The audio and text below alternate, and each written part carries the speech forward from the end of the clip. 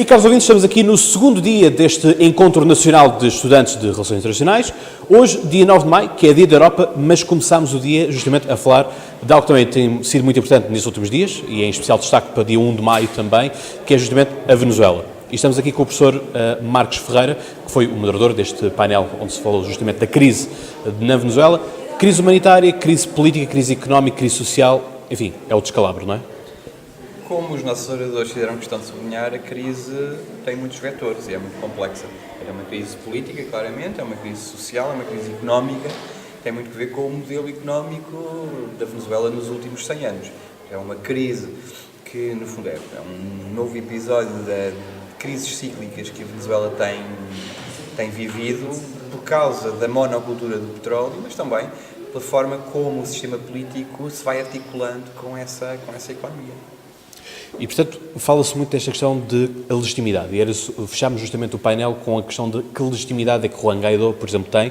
E também vimos as contradições por parte da União Europeia ou a indefinição, diria mais, que é a própria indefinição da União Europeia. Porque justamente temos 18 Estados-membros que dizem que Juan Guaidó é legítimo, de umas formas, de outras, mas é por aí. Temos o Parlamento Europeu que votou justamente essa decisão. Agora, a Comissão Europeia, que é quem decide realmente as coisas da União Europeia, não vinculou rigorosamente nada. Estamos neste impasse. Dia 1 de maio tentou-se fazer o golpe para tirar de lá Maduro, não se conseguiu tirar. Bom, a questão da legitimidade é central e a oposição venezuelana o que defende é que há um usurpador, porque Maduro não é reconhecido por essa oposição como presidente.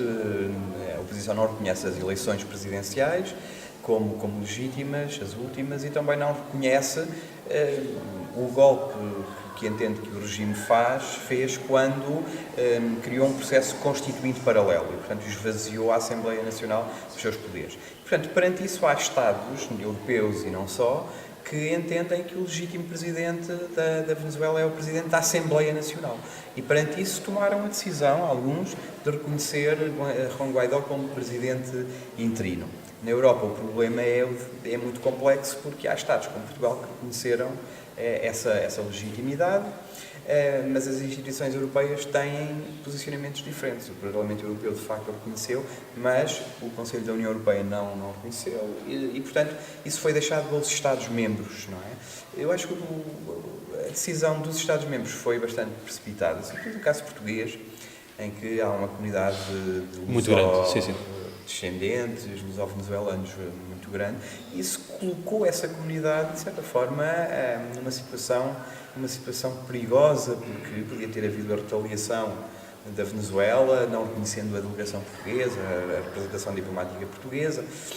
Nas últimas semanas, o governo português mostrou-se mais cauteloso e, portanto, a questão nas últimas semanas tem sido relativamente à possibilidade que a própria oposição venezuelana coloca e o presidente dos Estados Unidos coloca, de uma intervenção militar. Aqui é que a questão começa a colocar-se perante os governos europeus, porque neste momento ninguém assume que possa haver uma intervenção militar pelas consequências nefastas que isso traria para a Venezuela e para toda a região. Portanto, uma questão é reconhecer que há, de facto, uma gravíssima crise política, económica e social humanitária na Venezuela. Outra coisa é saber o que fazer, como intervir para resolver esta situação. E, portanto, temos aqui, parece-me a mim, uma posição mais conciliadora, que é a do México e do Uruguai, que têm tentado uma via intermédia para resolver o conflito, mas que tem sido esvaziada de espaço e de oportunidade política precisamente pela forma como os Estados Unidos e a União Europeia, ou os Estados da União Europeia, têm assumido uma defesa mais direta da oposição venezuelana, portanto não deixando muita oportunidade para a conciliação.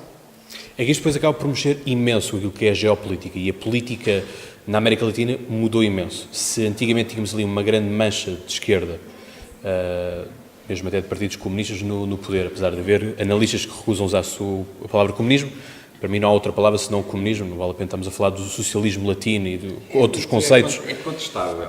Sim, são conceitos que para mim não têm lugar. E, portanto, a própria geopolítica na América Latina mudou bastante. Nós temos Sobretudo ali com aquela grande fronteira do Brasil, sobretudo. Temos claramente, a partir de 2002 e 2013, a eleição de presidentes, porque são muitos presidencialistas, a eleição de presidentes claramente de esquerda, não é? Que se assumiam como de esquerda, com muitas, digamos, muitas tradições diferentes, não é a mesma esquerda do Chile, que governou no Chile, ou a esquerda que governa na Venezuela, não é? Portanto, são países e governos, presidentes, que todos se reclamavam de esquerda e que a certa altura, de facto, provocaram uma certa hegemonia da esquerda na América Latina.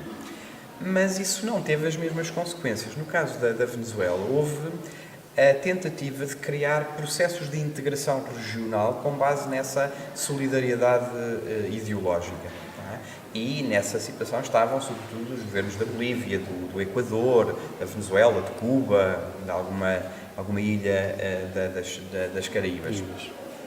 É verdade também, pelo processo democrático, a maré virou, não é? Portanto, muitos desses governos de esquerda foram substituídos por governos ou presidentes de direita, no Chile, na Argentina, no Brasil, no Equador. Não é? E, portanto, também o ciclo económico se alterou. Não é? Portanto, aquilo que durante os últimos anos foi um grande benefício para os produtores de petróleo, neste momento voltou-se contra ele. Sobretudo países que têm uma monocultura do petróleo, como a Venezuela, viram esse projeto de integracionista com base nos recursos naturais muito prejudicado. E, portanto, aquilo que nós temos, o fator geopolítico é esse, é que a Venezuela e Cuba não têm neste momento a capacidade para sustentar esse projeto integrador e, digamos, que pan-ideológico que pretendia.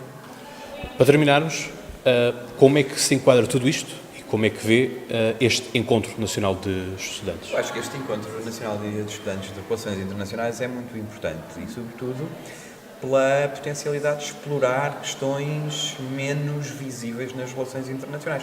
Há questões mais visíveis, como esta da Venezuela, que tem que ser discutida, é o momento, é uma questão de conjuntura, não é? Mas há outras questões que têm sido levantadas e que têm menos visibilidade nas relações internacionais. E, sobretudo, isto no meio académico, onde a pluralidade dos pontos de vista tem que ser privilegiado, não é?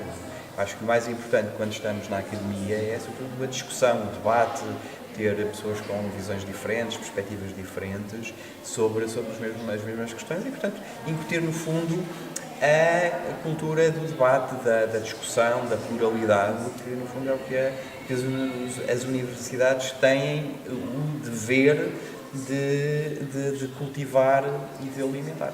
Muito bem. Professor, muito obrigado. Foi um gosto ter aqui na conversa. Igualmente. Caros ouvintes, em relação a vocês, já sabem, amanhã, dia 10, é o último dia, vamos estar aqui na mesma, no ISCSP, com outras temáticas e não se esqueçam que na próxima semana vão já ter todos os debates com os cabeças de lista para as europeias de 2019.